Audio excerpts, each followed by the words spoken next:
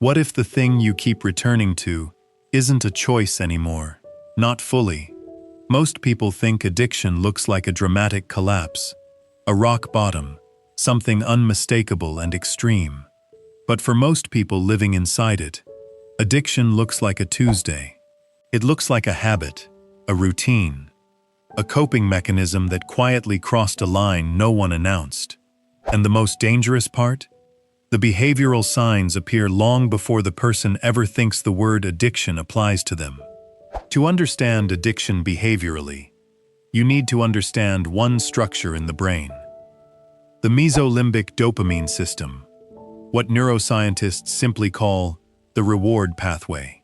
Every time you do something that satisfies a need, eat, connect, achieve, feel relief, your brain releases dopamine. Not as a reward exactly, as a signal, do that again. Under normal conditions, this system drives healthy motivation. But addictive substances and behaviors, alcohol, gambling, social media, substances, even certain relationships, hijack this pathway. They produce dopamine surges far beyond what natural rewards generate. And the brain adapts by reducing its baseline dopamine sensitivity, which means, over time, ordinary life begins to feel flat, gray, insufficient, and the addictive behavior becomes less about feeling good and more about feeling anything at all. Psychiatrist Nora Volkow, one of the world's leading addiction researchers, describes addiction not as a moral failure, but as a chronic brain disorder. One where the prefrontal cortex, responsible for judgment and impulse control, progressively loses its ability to override the pull of the reward system. The person isn't weak. The architecture of their brain has been gradually reorganized around the substance or behavior. Here is what makes this moment in history uniquely dangerous. For the first time, addictive experiences are available on demand, at zero friction, 24 hours a day. Social media platforms are engineered using the same variable reward schedules that make slot machines neurologically irresistible. Intermittent, unpredictable dopamine hits that keep the brain in a perpetual state of seeking. Online gambling is available in the pocket of every person with a smartphone. Ultra-processed foods are chemically designed to override satiety signals. Streaming services autoplay the next episode before you've decided whether you want it. The modern world has not created addiction, but it has created the most addiction-friendly environment in human history. One where the brain's ancient reward circuitry is being targeted by technologies built specifically to exploit it. And the behavioral signs of that exploitation are everywhere, if you know what you're looking at. Sign 1. Escalation. Without satisfaction. The amount that used to be enough isn't anymore. 1 drink becomes 3. 1 hour of scrolling becomes 4. 1 bet becomes an evening. The baseline keeps moving, but the feeling they're chasing never fully arrives. This is tolerance. The brain demanding more input to produce the same neurological output. Sign 2. Continued use despite consequences. They've lost sleep over it, missed commitments because of it, had the conversation about it with someone they love, and they still return to it. This is perhaps the most clinically definitive behavioral sign, the point where choice, in the traditional sense, has been substantially compromised. The prefrontal cortex is no longer winning the argument. Sign 3. Withdrawal from previous life. Hobbies disappear, friendships thin. Activities that used to bring pleasure get quietly abandoned. Not dramatically, but through a gradual narrowing of the world around the one thing that still reliably delivers relief. Psychologists call this anhedonia, the inability to feel pleasure from previously rewarding experiences. The world gets smaller, and the behavior gets larger to fill the space. Sign 4. Secrecy and concealment. They minimize how much, rearrange their story, feel the need to explain or justify behavior that didn't used to require explanation. Shame, not honesty, begins to structure how they present themselves. And concealment has its own cost. It isolates. It makes the person an actor in their own life, performing a version of themselves that doesn't match the private reality. Sign 5. Failed attempts to stop.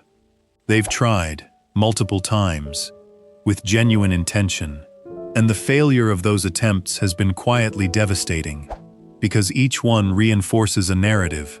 I can't. I'm not strong enough. Maybe this is just who I am. But willpower failure in addiction is not a character verdict. It is a neurological one. Research consistently shows that willpower alone is among the least effective interventions for established addiction. Precisely because the prefrontal cortex, the seat of willpower, is the part of the brain most compromised by the disorder. Trying harder is often the wrong tool. Sign 6. Using to regulate emotion. Not for pleasure anymore. For equilibrium. Stressed, they use. Anxious, they use. Sad, bored, overwhelmed, or simply at the end of an ordinary day, they use. The behavior has become a primary emotional regulation strategy, an internal thermostat, and without it, even manageable emotions feel unbearable. Sign 7. Preoccupation and mental occupation. Even when they're not engaging in the behavior, they're thinking about it, planning the next time, anticipating the relief, managing how to make space for it, calculating when they can return. The substance or behavior has colonized significant mental real estate, crowding out presence, spontaneity, and the ability to be fully in the moment they're actually in. The costs of addiction are rarely only physical.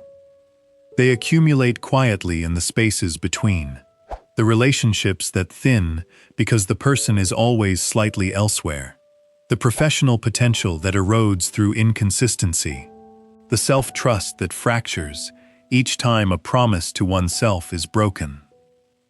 Psychologically, addiction produces what researchers call identity erosion, the gradual disconnection between who a person believes they are and how they are actually living.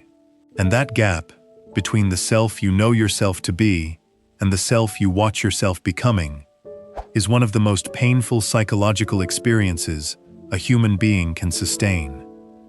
It is also, importantly, one of the most powerful motivators for change, when it's finally named.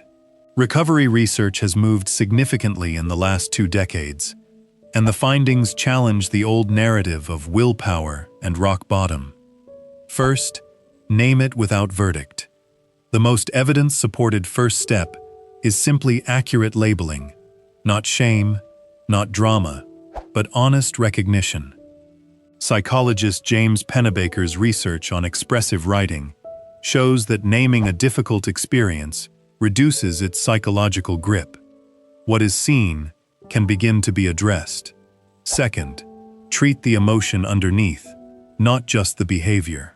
Most sustained addictions are inseparable from unaddressed emotional pain, anxiety, trauma, loneliness, chronic stress. Behavioral approaches like cognitive behavioral therapy and acceptance and commitment therapy have strong evidence bases for addiction, precisely because they target the emotional function the behavior is serving, not just the behavior itself. Third, rebuild the reward system with competing inputs. Exercise, social connection, creative engagement, and meaningful work all activate the same dopamine pathways that addictive behaviors hijack, but without the neurological cost.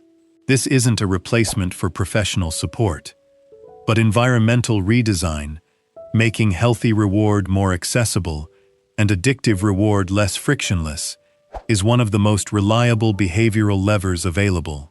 And critically, seek structured support. Addiction, at clinical levels, is not a problem that responds reliably to solo effort. Whether that's therapy, support groups, medical intervention, or trusted community, The research is unanimous that connection and accountability dramatically improve outcomes. You were not designed to carry this alone. Addiction does not announce itself. It arrives quietly, wearing the face of comfort, of relief, of the one thing that makes an unbearable moment bearable. And by the time its name becomes clear, the behavioral signs have often been present for years. So here is the question worth sitting with.